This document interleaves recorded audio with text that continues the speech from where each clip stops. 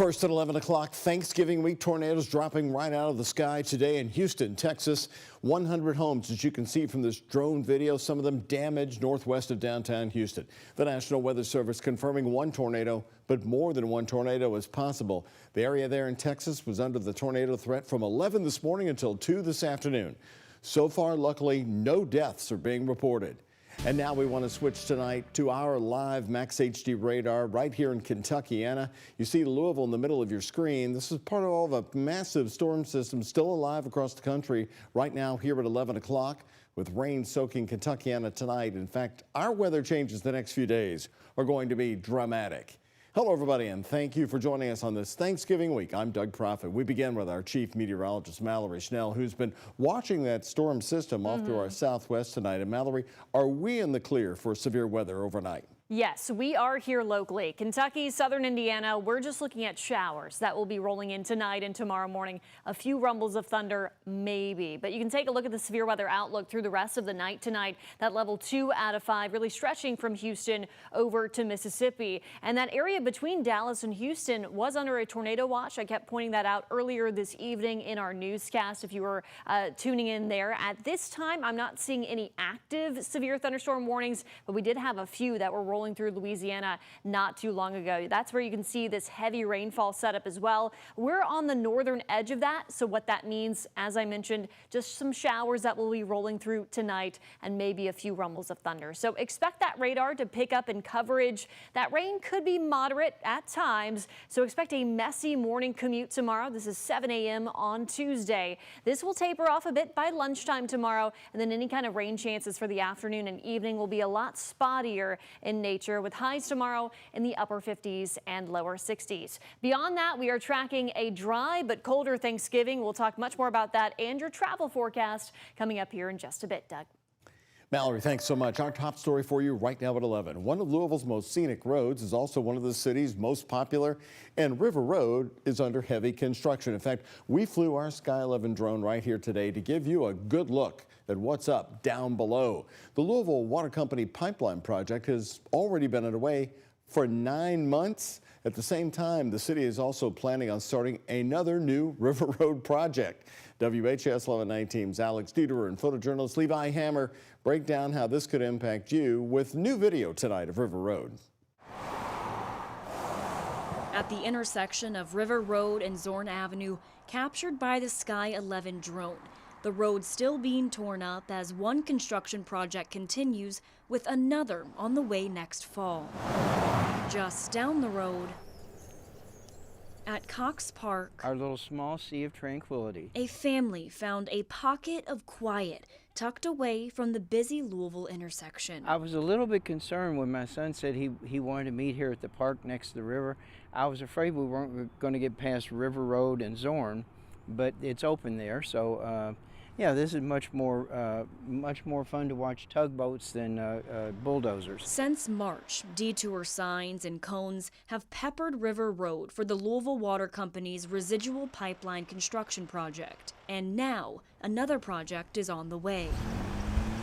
The city is planning a right-sizing project along the busy corridors. For River Road, one concept being debated includes a bike lane, parking slips, and a turning lane. But the real driving force behind all of it is to improve safety along those corridors. Louisville Metro Department of Transportation Assistant Director Michael King says the goal of this project is to reduce speed and make the roads more accessible. One of the things that folks are really excited about is now that will actually be a bike and a ped connection that goes all the way from the top of Zorn Avenue all the way down to River Road, so people can access the Louisville Loop without having to get in their car. And making it a more traffic controlled, traffic calmed intersection, I think could really be almost the best benefit of these whole two projects. Is just like making that one specific point a great access point for the parks and then the waterfront. Streets for People Director Chris Glasser looking at safety. Just making that a safer, calmer road is really important. Calm, which is wanted on the road and off. Dad, there's one person at the end.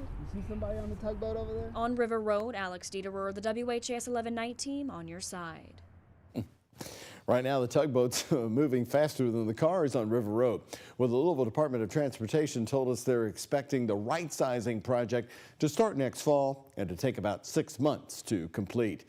We have more now on the current construction for you. Currently, Louisville Water is working on a new residual line on River Road. The company started that in March, and road closures have been constant ever since it began.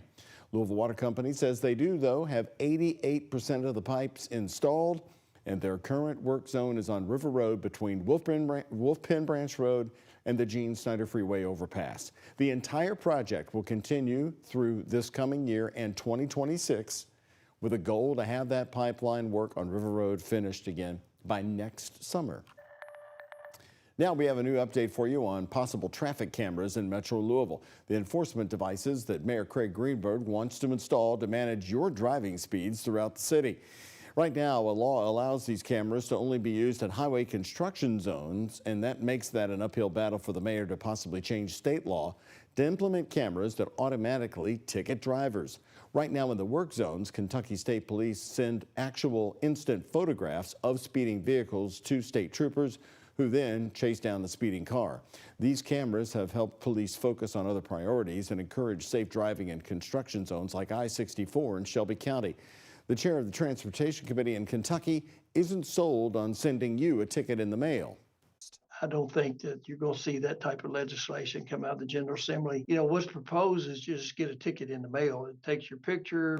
There's no due process. If you allowed sporadic counties to do it, you wouldn't know going through a county if they were doing the speed cameras or not. So I think it needs to be universal if you do it. Kentucky State Police recently increased their traffic patrols across Louisville's interstates and highways, conducting 63 traffic stops in Louisville just last Wednesday. More tonight on that about face by JCPS happening today. The start times for schools will not be changing next year. After all, a big backlash over the weekend causes the school district to drop the plans, which were revealed on Friday. The proposal would have moved the starting times and the dismissal times up by 20 minutes much earlier next school year. But today, JCPS Superintendent Dr. Brian Yearwood is dropping the plan that we reported late on Friday. Yearwood said the withdrawal came after conversations with families, staff members, and others.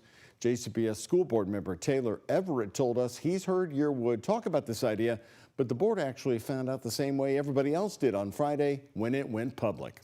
I've probably received 150 emails from parents since the announcement, and 98% of them were expressing like deep concern for a 7:10 start time. And I think it's cool the district is listening. Yearwood says in the coming months, the district will look at other options to, quote, support strong instructional outcomes and protect a healthy work-life balance for school-based employees, end quote. He adds that the next phase will include expanded feedback opportunities from the community. Now, brand new on the night team, just under $2 million. That's how much is being asked to buy a closed Kroger store in South Louisville. It's a smaller store 1 mile south of Churchill Downs. We were the first to tell you that the property was being sold, and neighbors are chiming in now about what they want to see replace it. WHAS11 night team's Jose Alonso shares how they hope it benefits their community. It's on this property on 3rd Street in South Louisville where faded letters and a closed sign on the front door meant the end of an era for neighbors of Wilder Park like Lonnie Joseph. I grew up with it and it grew up with me. I tried to get in here with my wife as many times as possible to, I guess, pay your respects to the old store. In June, Kroger announced this was going to be one of 60 locations being closed across the nation. But the empty space holds memories for longtime residents like Rachel Brown. This is my little sister's first job. So as a big sister, I got to kind of creep in here and take pictures of her. And, you know, this is where I shopped with my Nana. It's now for sale by commercial real estate agency CBRE for a whopping $1,945,000. The former store wasn't giant, more of a neighborhood size. Just under $2 million is obvious that we know the value of our community. We asked the brokers, are there any big names interested in potentially buying this about 2 acres of property? They couldn't name drop anyone, but say they already have several interested buyers and are hopeful that it could have a new owner by early 2026. Neighbors just hope it focuses on their needs. We're very diverse in this neighborhood, multicultural. It would be awesome if we could have a store or stores inside the building that would help everyone in this community.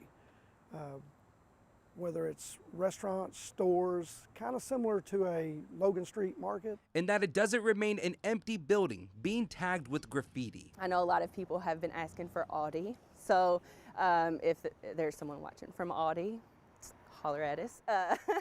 But that's what we would like to see, something, and that's truly vital in this area because we have hundreds of apartment complexes. Although there's a larger Kroger a mile north, these neighbors say it doesn't have the same appeal. Here you knew people. You know, they would greet you as they came in, as you came into the store. They would tell you goodbye, see you next time when you left. You don't get that at the larger Kroger. The fate of what will become of this empty space will remain a mystery for now. In South Louisville, Jose Alonso, WHAS11 Night Team on your side. Now, both residents you heard from in our story are part of the Wilder Park Neighborhood Association, and they are hoping investors consider reaching out and hear ideas that focus on their needs. We have some stunning business news in Louisville happening tonight. A fairly new restaurant that got a lot of buzz and had very hard to get reservations is closing in 2 days from now. The Nami Modern Korean Steakhouse posted to their social media just a few hours ago with the announcement. The Korean barbecue restaurant was founded by famed local chef Ed Lee and named a USA Today Best Restaurant in 2024. The last day of business in Nulu on East Main Street is November 26. The restaurant opened in 2023. It quickly gained attention for its contemporary interpretation of Korean food. Despite the success, Nami says rising operational costs, staff shortages, and shifting market conditions played a role in their closure again in 2 days from now. Today, the Nelson County Sheriff's Office is searching for what they are calling the Grinch. That's right. Take a look at this. Pictures caught by a door camera. According to the Nelson County Sheriff's Office, this person allegedly stole several holiday decorations. This is on Benelli Drive, just north of Bardstown. The items stolen were 2 small Christmas trees, Santa's sled, and his reindeer. If you recognize the person in these photographs, you're asked to contact the Nelson County dispatchers at 502-348-1870. More top stories for you tonight. The Pentagon is threatening to court-martial Senator Mark Kelly of Arizona for recording a video with 5 of the Democratic lawmakers urging military troops not to follow unlawful orders. In response, President Donald Trump accusing the lawmakers of seditious behavior punishable by death, though he later added he was not threatening death but thinks they're in serious trouble. The White House also insists Trump was not calling for the lawmakers to be executed, but sharing that they are supportive of the Pentagon's investigation into them.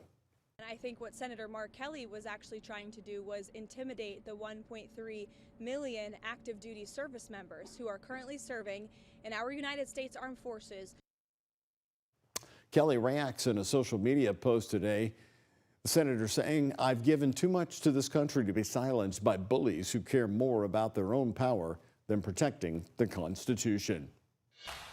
New developments in the release of the Jeffrey Epstein files. The U.S. Justice Department has asked a federal judge in Florida to reconsider unsealing grand jury materials related to the Epstein investigation.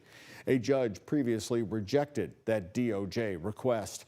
And the department is trying again after Congress has passed a bill demanding the release of all documents related to the Epstein case. Epstein committed many of his initial crimes in Florida. It is still not clear what files the Justice Department will release or if it won't release some because of the ongoing investigations. Right here next on the Night Team, filmed right here in Louisville, much of it inside the vacant Courier-Journal building. The new trailer is out of a brand new movie. And here's a check of today's Kentucky Lottery jackpots. Mega Millions, $70 million. Powerball, $654 million. The Kentucky Lottery, funding education for over 1 million Kentucky